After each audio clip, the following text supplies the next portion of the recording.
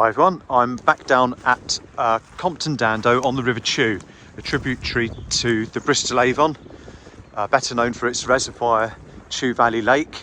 I've done a few videos on this river already, covering a bit of fly fishing for trout, grayling fishing, barbel and chub fishing on the lower stretches. As you can see, it's gin clear because it's the depths of winter. It's only a couple of foot deep here, and I'm actually standing at the Environment Agency flume.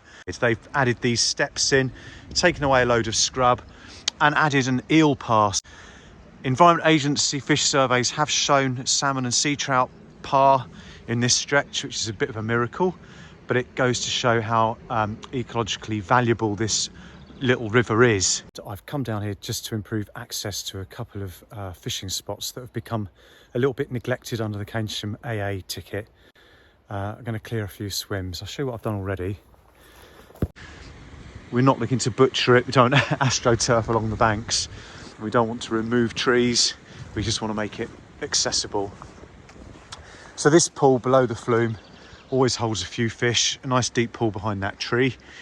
And to access this, you could potentially go down the steps that are just there and trot float through or put a lead out, or you could wade up and fly fish it. But wading this river, you've got to be really careful because there's some very deep holes that will be deep enough to put you up to your neck. But because of the work that they've done on the flume, the machinery used down here has made the bank a vertical drop off again. So my friend Jesse and I popped down with a spade, and we've just put a few steps in, as you can see. So that just means that we can now walk down there into the river and wade up when spring comes around. On top of that, I have cut a little path through the undergrowth along the bank. Like I say, nothing really sort of too drastic.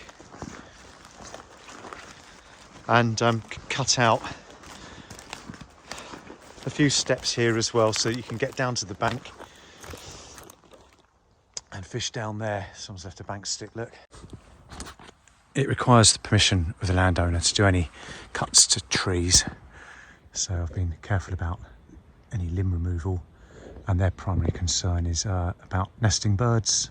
So if you're going to do it, now is the time. Right, so there's the track behind me. I'm going to come back round to the orchard, try to find my way through here. Short rod's always advisable on these little rivers for that reason.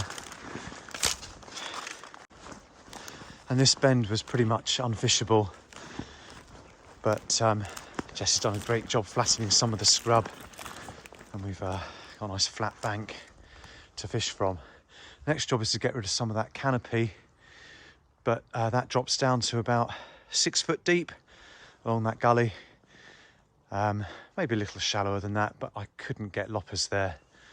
But you can drop down onto this bank and you've got this lovely glide. It's all gravel. A lovely glide down to the next bend that you can trot a float down to. Let's go and look at that bend. So this is looking back upstream to the bit that we just looked at, and with all the pools that we're trying to clear out, I'm trying to improve access for fly fishermen and coarse fishermen. So you can trot down to where I'm stood with a float, or you can drop in here and have a crack at wading up and fly fishing it, obviously bearing in mind what I said about the deep pockets. Oh, and watch out for power cables.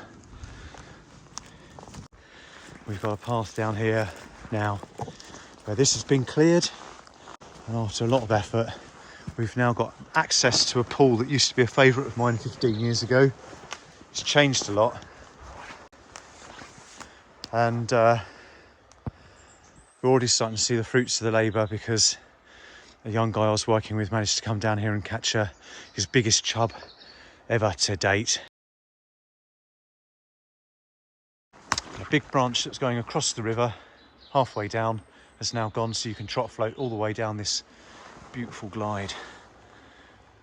So you don't need to take a seat even, you can just travel light, and that makes life much easier.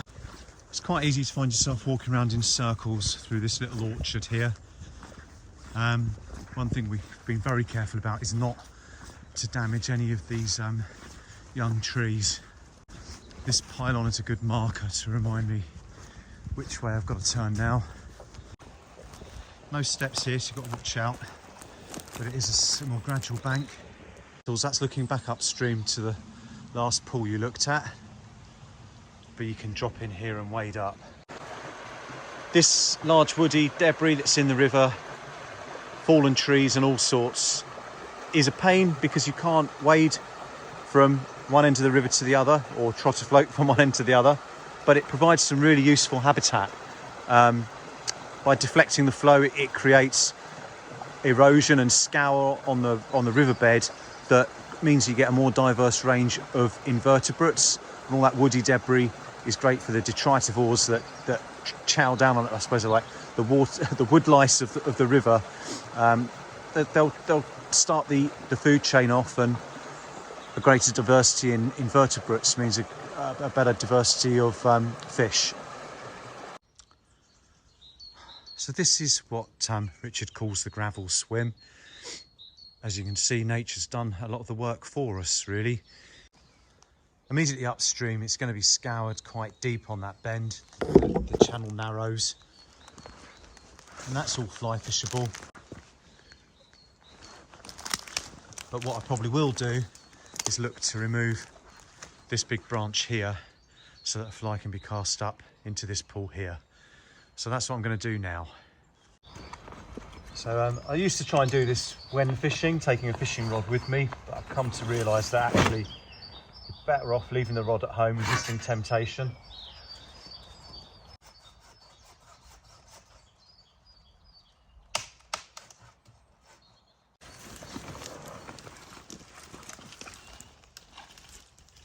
As I make my way along the riverbank, I just lock the odd branch so that it can be walked by the bank angler as well. Makes life a little easier. So that's crazy, and it's probably only about 8 foot across there, but I reckon that pool here right in front of me is about 7 or 8 foot deep. You've got prints from mink, rats, otter, deer. Really cool. The other thing I find here is old bits of clay pipe that gives away some of the history to the river. There used to be 20 or so mills, tanneries and brass mills along this river course, and sometimes you find the old remnants, old bones and, as I say, clay pipes and tools. And being a river that's running at about a third of its capacity, because this river was once navigable, you're sat down between these two steep-sided valleys away from everyone. So even on the windiest and most horrible of days, you're in your own little microclimate, and in spring and summer it can be absolute paradise. So I've come up and round. How am I going to get down there? Well, that's about 12-foot drop, almost vertical. I think that's a rope job or a spade job. So that's what I'll do now. Some steps going down, bit of rope around the tree, a couple of wading sticks, because that outside bend is about 5 foot deep, and I've cleared enough canopy to wade round the whole of this bend now. So that's another good fishable spot to kill another hour of a summer evening. Next step will be to clear the scrub and make a coarse fishing point. I don't want to bang on about it, but it is a stunning river and a massive asset to Keynsham Angling Association. People really ought to be fishing it. I know quite a few people do, but being solitary creatures, we don't really communicate with one another.